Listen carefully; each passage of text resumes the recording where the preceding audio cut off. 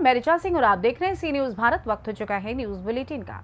इस बुलेटिन में बात करेंगे शाहजहांपुर की, जहां गौ तस्कर गिरोह का पुलिस ने भंडाफोड़ करते हुए 4 आरोपियों को गिरफ्तार किया। आगे बात होगी प्रयागराज के मेजा क्षेत्र की, जहां देर रात एक साथ 2 गांव में 30 लाख रुपए की चोरी से मचा हंगामा। और साथ ही आपको बताएंगे कि कैसे बिजनौर में चोर फिल्मी स्टाइल में पुलिस को चकमा देकर हो गए फरार। और भी तमाम खबरों पर आइए करते हैं विस्तार से चर्चा। उत्तर प्रदेश के बलिया में पुलिस के सह पर दबंग रास्ते पर अवैध कब्जा कर निर्माण करा रहे हैं। दबंग पक्ष स्थानीय पुलिस की मिलीभगत से रास्ते पर अवैध अतिक्रमण कर रहे हैं। अवैध अतिक्रमण के इस मामले में स्थानीय पुलिस की भूमिका संदिग्ध बनी हुई है। मामला शहर कोतवाली क्षेत्र के काशीपुर मिश्र नेवरी मोहल्ले के रहने वाले शिक्षिका अंजू देवी का आरोप है कि उनके पड़ोस में रहने वाले प्रीति पांडे से रास्ते को लेकर विवाद चल रहा है। अंजू देवी ने जब मकान बनाने के लिए जमीन खरीदी तो विक्रेता ने रजिस्ट्री में उनके मकान के सामने पश्चिम दिशा में 16 फीट की सड़क दर्शाई, जबकि उसी विक्रेता ने जब अंजू देवी के मकान के सामने का प्लाट प्रीति पांडे को बेच दिया तो रजिस्ट्री में प्रीति की जमीन के सामने पूर्व दिशा में 12 फीट की सड़क दर्शाई गई है, जिसके बाद दोनों पक्षों में रास्ते को लेकर विवाद खड़ा हो गया है। बाद में दोनों पक्षों ने सड़क को 13 फीट का मानते हुए समझौता कर लिया, लेकिन प्रीति पांडे ने अपना मकान बनवाने के बाद सड़क पर 1 फीट का अवैध अतिक्रमण लगा दिया है, जिसके बाद दोनों पक्षों के बीच दोबारा विवाद खड़ा हो गया। आरोप है कि प्रीति पांडे के पक्ष ने दबंगई करते हुए रास्ते पर अवैध अतिक्रमण कर लिया है। स्थानीय पुलिस की मिलीभगत से दबंग पक्ष खुलेआम रास्ते पर अवैध निर्माण कर अतिक्रमण कर रहा है। इस अवैध अतिक्रमण और रास्ते पर अवैध निर्माण दबंग पक्ष स्थानीय पुलिस की शह पर कर रहा है। इतना ही नहीं, स्थानीय पुलिस पीड़ित पक्ष को धमकाने के साथ साथ प्रताड़ित भी कर रही है। ऐसे में पीड़ित पक्ष ने जिम्मेदार अफसरों से इंसाफ की गुहार लगाई है। प्लाटर ने मेरे घर के सामने 16 फीट की सड़क दी थी, जिसको कि आगे चलकर ये जो सड़क जो है मेरे पूर्व साइड में है, और पूर्व साइड में जब एक प्लाट बेचा तो सामने वाले शंभुनाथ पांडे को उसी सड़क को, उसी 16 फीट की सड़क को 12 फीट में कन्वर्ट कर दिया, और उस सड़क का 4 फीट जो सड़क थी सामने वाले प्लाट में मिलाकर बेच दी गई। और ये काफ़ी लंबे समय तक ये विवाद चलता रहा। प्लाटर ने बीच में पढ़कर समझौता कराया। एक दिन समझौता हुआ। प्लाटर सुधीर ओझा हिंदुस्तान के चीफ एडिटर बलिया के हैं, और राम नारायण पहलवान, तीनों जने मुखिया बने, और सामने शंभुनाथ पांडे भी विद्वान यहीं पे उपस्थित थे।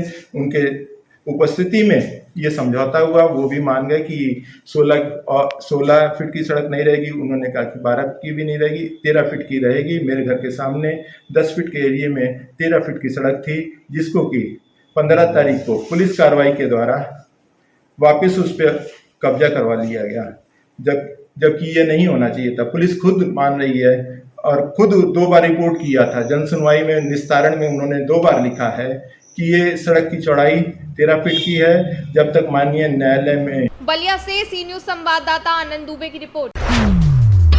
फिल्मी स्टाइल में रेहड़ पुलिस को चकमा देकर भागा मुजरिम। जिस गाड़ी में था मुजरिम, उस गाड़ी में हो गया था पंचर ठीक कराने के दौरान मुजरिम मौके का फायदा उठाकर भागा है।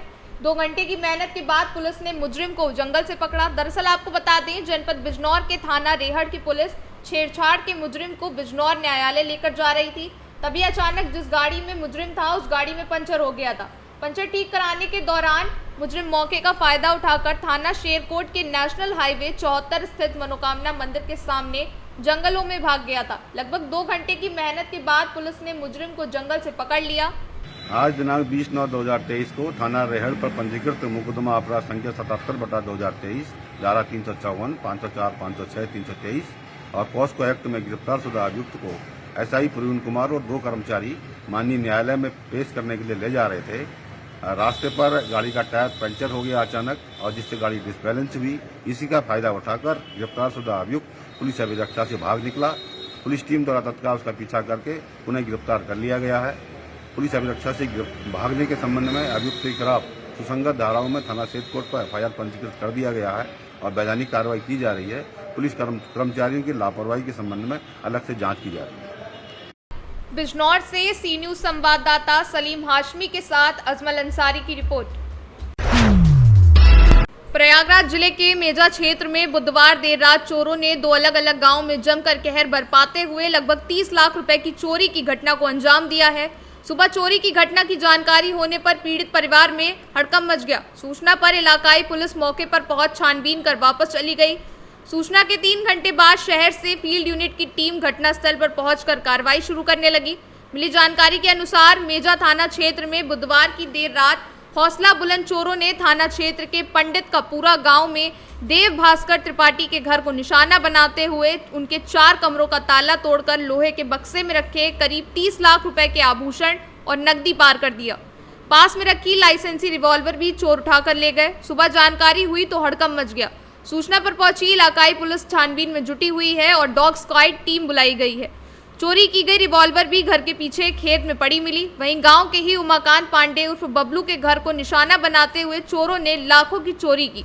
यही नहीं, गांव के ही एसपी तिवारी के घर में भी चोरों ने चोरी का प्रयास किया लेकिन सफलता नहीं मिली।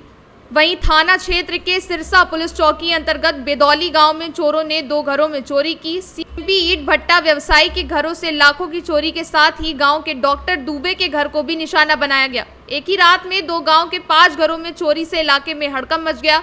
समाचार लिखे जाने तक पुलिस जांच पड़ताल में जुटी हुई है। प्रयागराज से सी न्यूज संवाददाता मंगला प्रसाद पटेल की रिपोर्ट। खबर रतलाम से है, जहां 5 सूत्रीय मांगों के लिए जारी पटवारियों की प्रदेश व्यापी हड़ताल को 24 दिन होने आ गए हैं। फिर भी अभी तक शासन द्वारा अड़ियल रवैया अपनाए जाने पर कोई सुनवाई नहीं हो रही है। क्षुब्ध पटवारियों द्वारा मुख्यमंत्री के नाम खून से पाती लिखी गई। वहीं पटवारी संगीता तिवारी द्वारा बताया गया कि हमारी हड़ताल आज लगभग 1 महीने से जारी है, लेकिन मुख्यमंत्री द्वारा कोई पहल नहीं करना दुखद है। जहां सरकार किसानों के हितैषी होने का दावा करती है, वहीं किसानों से जुड़े हुए कर्मचारी को वादा करके 25 सालों तक पूरा न करना उनकी कथनी व करनी में अंतर बताता है। आगे आने वाले समय में पटवारी आंदोलन और उग्र हो जाएगा। वहीं पटवारी संघ जिला अध्यक्ष लक्ष्मी नारायण पाटीदार ने कहा कि अब मुख्यमंत्री को हट त्याग कर किसानों के हित में पटवारियों की मांग पूरी करनी चाहिए ताकि हम लोग पुनः काम पर लौट सके। आज जो खून से पत्र लिखा है, क्या मांगे हैं अब तक जो पूरी नहीं हो रही? देखिए, हमारी 5 सूत्री मांगे हैं जिसमें हम लगातार संघर्ष कर रहे हैं और हमारे माननीय मुख्यमंत्री जी को आवेदन निवेदन ज्ञापन के माध्यम से हम सभी प्रकार से उनसे चर्चाएं कर चुके हैं, पर माननीय मुख्यमंत्री जी हमारी मांगों की ओर कोई ध्यान नहीं दे रहे हैं। इसलिए हम लगातार अलग अलग रचनात्मक कार्य कर रहे थे और आज हमने हमारे पटवारी भाइयों और बहनों ने अपने खून से एक पत्र लिखा है माननीय मुख्यमंत्री जी को, जो हमारी मुख्य मांग है 2800 ग्रेड पे उसको पूरी करे और हमारी और अन्य मांगों की ओर भी ध्यान दे, जिससे कि हमारे किसान भाइयों के बीच में, क्योंकि अभी आपने देखा है कि अतिवृष्टि और पूर्व में सूखे की वजह से काश्तकारों की स्थिति खराब है, उनकी फसलें खराब हो चुकी है। तो हम चाहते हैं कि जल्द से जल्द किसानों के बीच में जाए, पर माननीय मुख्यमंत्री जी हमारी ओर ध्यान नहीं दे रहे। हमने उनका ध्यान आकर्षित करने के लिए आज हमारे खून के माध्यम से हमारी पटवारी बहनों और भाइयों के खून से हमने एक पत्र माननीय मुख्यमंत्री जी लिखा है, जो कि आप देख रहे हैं, ताकि हमारी मांगों का माननीय मुख्यमंत्री जल्दी से जल्दी निराकरण करे और हमारे 2800 ग्रेड पे और हमारी अन्य 4 मांगे उनका निराकरण माननीय मुख्यमंत्री शीघ्र से करे। आप साथियों के माध्यम से भी, मीडिया कर्मियों के माध्यम से मेरा माननीय मुख्यमंत्री जी को निवेदन है कि हमारी मांगों की ओर ध्यान दे, हमारी मांगों की ओर देखे वो और उनका जल्द से जल्द निराकरण करें, ताकि हम जल्द जल्द हमारे किसान भाइयों के बीच में जाएं, उनका कार्य करें। आपका नाम? लक्ष्मीनारायण पाटीदार, मध्य पटवारी संघ जिला शाखा रतलाम जिलाध्यक्ष। आप लगातार धरने पर बैठे हैं, आज कौन सा दिन है और आज पत्र भी लिखा है आपने, किस चीज से? आज हमारे हड़ताल पे बैठे बैठे आज 24वां दिन है। हम पटवारी साथी पूरे मध्य प्रदेश के 24वें दिन हड़ताल पे बैठे हुए हैं, पर मामा जी हमारी कोई भी मांग पर ध्यान नहीं दे रहे हैं। आज हमारे पटवारी भाइयों और बहनों ने ब्लड से मामा जी के नाम संदेश लिखा है। मामा जी से यही रिक्वेस्ट है कि मामा जी हमारी मांगे मानिए। आगे सरकार नहीं आपकी सुनवाई नहीं कर रही, तो क्या किस प्रकार का आंदोलन अब आगे बढ़ाएंगे? श्रमिक आंदोलन हमारा आगे बढ़ेगा। अभी भूख हड़ताल शुरू करेंगे, फिर लास्ट में आंदोलन करेंगे। आपका नाम? संगीता तिवारी। रतलाम से सी न्यूज संवाददाता हुसैन खान की रिपोर्ट। थाना तिलहर पुलिस ने गौ तस्कर गिरोह का पर्दाफाश किया है। दरअसल कुछ समय पहले थाना तिलहर क्षेत्र के अंतर्गत ग्राम गुरगिया बहादुर के जंगल में अज्ञात गौ तस्करों द्वारा गौकशी की घटना की गई थी।